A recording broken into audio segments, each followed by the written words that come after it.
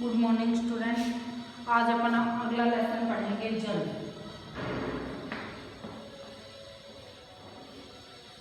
ठीक है, अब जल में देखो, जल ही जीवन है, यही बोलते हैं ना अपन।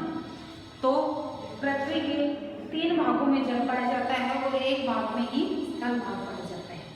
ठीक है, तो जल का क्षेत्र अति विशाल है, लेकिन वह अपने पिछले लेसनों में भी पढ़ा था, वह अपने उपयोग के लिए कम है। सिर्फ 3% जल ही अपने उपयोग में आता है, उसमें से भी 1% जल ही अपने उपयोग में आता है। 97% जल तो खारे जल के रूप में समुद्रों में, महासागरों में रहता है, महासागरों या समुद्रों में पाया जाता है।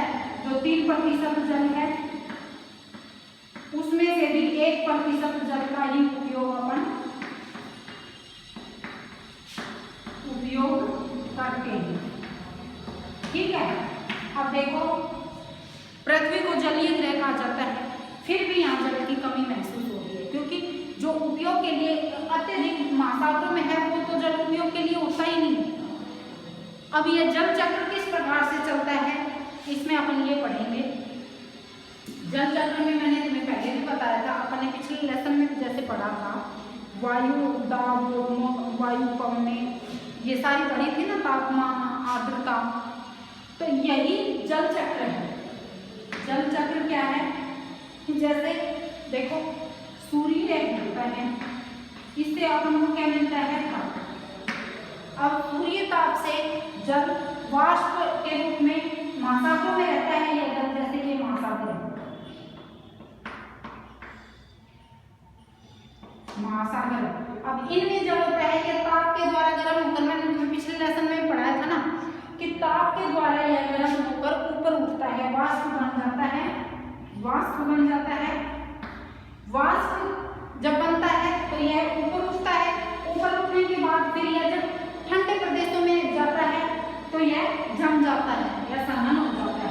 संघनन हो जाता है। संघनन के बाद जब बादल बनते हैं, बादल के बाद फिर वर्षा होती है, वर्षा के द्वारा यह जल फिर वापस आता है और वर्षा के द्वारा फिर यह सागरों पृथ्वी पर आता है। पृथ्वी पर से यह भूमिगत जल के रूप में या सागरों महासागरों में, यह नदी नालों के द्वारा यह उसमें वापस फिर मिल जाता है। तो यह एक जलीय चक्र हो गया अपना, ठीक है ना, कि दोबारा फिर समुद्र में आ जाता है जल। तो यही जलीय चक्र है। अब इस लेसन में अपन यही पढ़ेंगे। देखो, एक बार मैं तुम्हें समझा देती हूँ, पढ़ा देती हूँ। जल के बारे में सोचने पर आपके मस्तिष्क में क्या चित्र बनते हैं? आप नदी, जलप्रपात, वर्षा की रिमझिम, अपने नल के जल के बारे में सोचने लगते हैं कि अपन ये कहें जल, तो जल से आपको अपना घर का नल याद आएगा, या अपन जहाँ नदी नालों में से जल लेते हैं वो याद आएगा। बच्चे वर्षा से भरे गड्ढे में कागज की नाव तैराकर बहुत खुश होते हैं। दोपहर तक गड्ढे में जमा जल गायब हो जाता है, वह जल कहाँ चला जाता है? अब कई बार आपने देखा होगा कि जब तेज वर्षा होती है तो जो अपने रास्ते में गड्ढे बने हुए होते हैं, उनमें जल भर जाता है, लेकिन 2, 3, 4 घंटे बाद जब आप देखते हो तो वो जल गायब हो जाता है। वो जल गायब क्यों हो जाता है, यह आपने कभी सोचा है? वह जल गायब इसलिए हो जाता है कि सूर्य के द्वारा जो ताप प्राप्त होता है, ताप से वह जल वाष्प बनकर ऊपर उठता है। ठीक है ना, गर्म होकर कोई भी चीज, मैंने तुम्हें पिछले लेसन में भी समझाया था ना कि गर्म होकर वाष्प बनकर वो ऊपर उठ जाता है, तो फिर वो चीज वहाँ जल का क्या बन जाता है, वो वाष्प के रूप में ऊपर उठ जाता है। वो तो वो गड्ढा खाली हो जाता है। ठीक है, सूर्य के ताप के कारण जल वाष्पित हो जाता है। ठंडा होने पर जल वाष्प संघनित होकर बादलों का रूप ले लेता है और यहाँ से यह वर्षा, हिम अथवा सहिम वृष्टि के रूप में धरती या समुद्र पर नीचे गिरता है। ठीक है, अब मैंने तुम्हें पहले बताया था ना, ये जैसे महासागरों में जगह है, यह सूर्य के ताप के द्वारा वाष्प बनता है, वाष्प बन के फिर ठंडे प्रदेशों में यह संघनित हो जाता है या संघनन हो जाता है, जम जाता है। इसे जमे हुए जल से क्या बनते हैं, बादल बनते हैं और बादलों के द्वारा फिर वर्षा होती है, वर्षा के रूप में फिर यह जल पृथ्वी पर आकर नदी सागरों में फिर मिल जाता है। ठीक है, इसे जल चक्र कहते हैं। जिस प्रक्रम में जल लगातार अपने स्वरूप को बदलता रहता है, स्वरूप का मतलब है जैसे पहले दिया यहाँ जल, ठीक है, फिर यह वाष्प बना, फिर यह संघनन हुआ, फिर बादल बने, संघनन के द्वारा फिर वर्षा के रूप में, बूंदों के रूप में आया या हिम के रूप में आया और फिर यह महासागरों में मिल गया। तो यह प्रक्रम हो गया ना एक पूरा, अपने स्वरूप को बदलता रहता है और महासागरों, वायुमंडल एवं धरती के बीच चक्कर लगाता रहता है। उसको जल चक्र कहते हैं। आप जल चक्र किसे कहते हैं? जो ये जल है वो जो ये चक्कर लगाता रहता है पृथ्वी पर, महासागरों पर और वायुमंडल में, तो इसे जल चक्र कहते हैं। ठीक है, अब इसके आगे है हमारी पृथ्वी थलशाला के समान है। जो थलशाला क्या होती है? यह छोटे घर के पौधा रखने का कृत्रिम आहत होता है। कृत्रिम आहत का मतलब क्या होता है? थलशाला क्या होती है कि जैसे अब अधिक गर्मी पड़ती है या अधिक सर्दी पड़ती है, जैसे कांच नहीं लगा लेते हैं कि वहाँ प्रकाश तो चला जाएगा, ताप तो चला जाएगा, लेकिन वहाँ अंदर का ताप बाहर नहीं आएगा। सर्दियों में अपन करते हैं ना कि पौधों को ढक देते हैं किसी भी चीज से, तो जिससे कि उनको ज़्यादा वो तापमान नहीं, ज़्यादा कम तापमान ज़्यादा हो जाता है तो फिर वो जलने लगते हैं ठंड से। जो जल शताब्दियों पूर्व उपस्थित था वही आज भी मौजूद है। जिस जल का प्रयोग आज हम हरियाणा के खेत में सिंचाई के लिए कर रहे हैं, हो सकता है वह जल सैकड़ों वर्ष पहले अमेजन नदी में बहता हो। कि जल है वो एक जगह, थोड़ी जल में कोई परिवर्तन थोड़ी हुआ है। पहले जो जल का उपयोग करते थे वो जल बहता बहता एक स्थान से दूसरे स्थान पे चला जाता है, ठीक है ना, एक जगह जल रुकता थोड़ी है। तो अलवण जल के मुख्य स्रोत, अब अलवण जल क्या होता है? जिसमें लवण की मात्रा या खारा नहीं होता, जिसे अलवण जल कहते हैं। अलवण जल क्या होता है? जिसमें नमक नहीं होता, अलवण जल। जो खारा नहीं होता है, मीठे जल को अलवण जल कहते हैं, मीठे जल या जो खारा नहीं होता, जिसमें नमक की मात्रा नहीं होती, ठीक है ना। महासागरों में तो नमक की मात्रा मिलती है ना।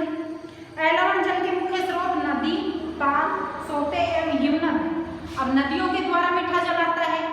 क्यों? क्योंकि नदियां पहाड़ों से जैसे बर्फ के पिघलने से आती, हिम नदी के रूप में मीठा जल आता है और वर्षा के रूप में तालों में। अब महासागरों एवं समुद्रों का जल लवणीय होता है। महासागरों में मैंने तुम्हें बताया कि अति लवणीय जल होता है। महासागरों और सागरों में जो बड़े बड़े हैं उनमें लवणीय जल पाया जाता है। इनमें अधिकांश नमक सोडियम क्लोराइड या खाने में उपयोग किया जाने वाला नमक होता है।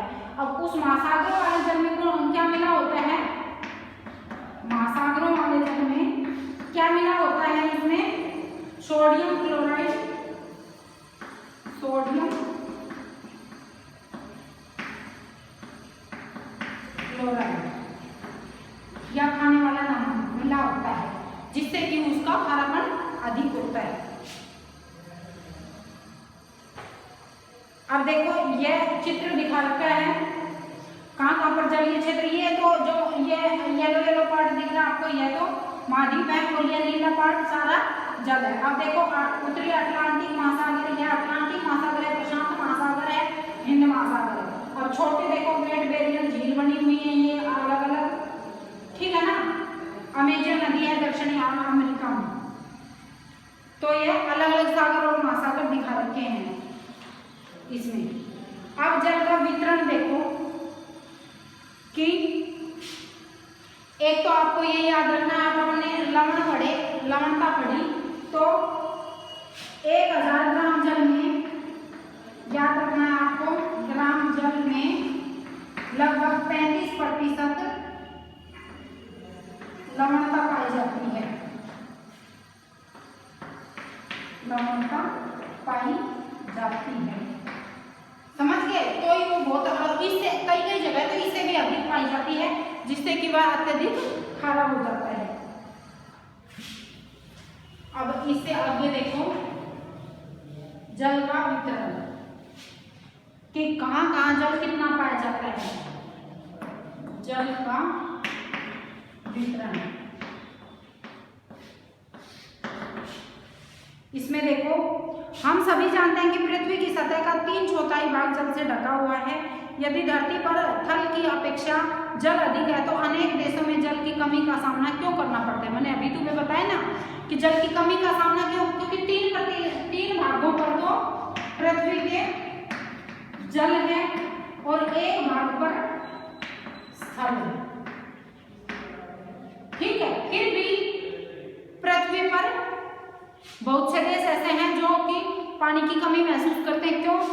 इसका कारण मैंने तुम्हें पहले भी बताया था कि यह जो 97% जल है वो महासागरों में खारे जल के रूप में पाया जाता है, जिसका कि कोई मानव के लिए कोई उपयोग नहीं हो सकता, उसमें लवणता की मात्रा अधिक है। क्या पृथ्वी पर मौजूद संपूर्ण जल हमारे लिए उपलब्ध है? निम्नलिखित तालिका में जल वितरण का प्रदर्शन किया गया है। अब महासागरों में कितना पाया जाता है, देखो यह तुम्हें याद रखना है ये टेबल। महासागरों में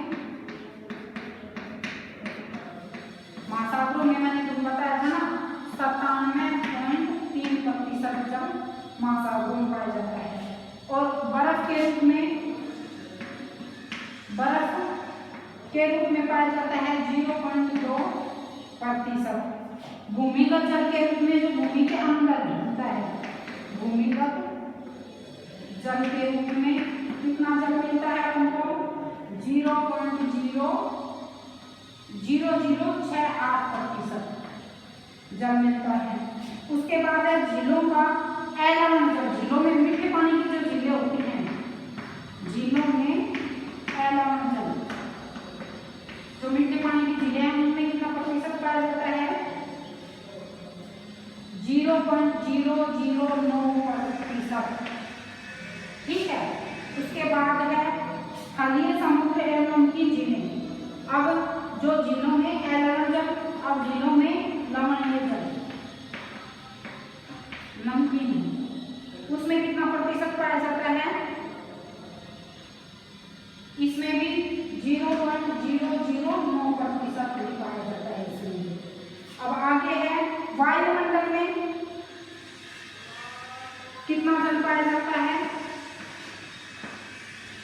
वायुमंडल में 0.0019%। और इसके बाद बच गया नदियों में कितना पाया जाता है 0.0001%। बहुत ही कम पाया जाता है। ये टोटल हो गया है 100% जल।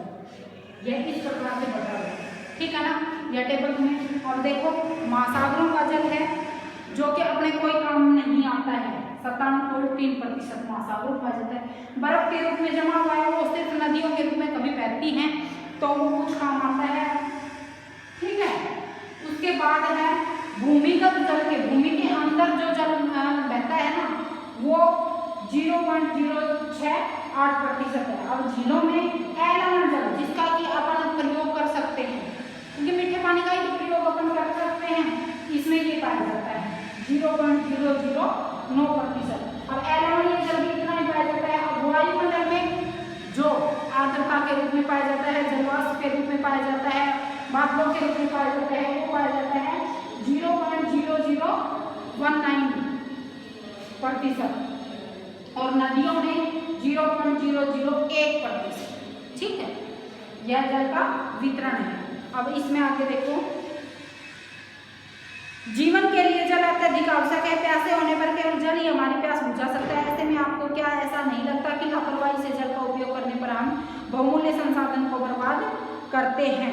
अब इसमें यह बताया गया है कि इतना कम जल अपने उपयोग के लिए बचता है, मिलता है अपन को अलवणीय जल, तो इसका अपन को बहुत ही सीमित उपयोग करना चाहिए या देख कर उपयोग करना चाहिए, जिससे कि अपन इस जो जल की कमी है उसको पूरा कर सकें। अब आगे अपन कल पढ़ेंगे, यह जल का वितरण आज अपन ने पढ़ लिया है।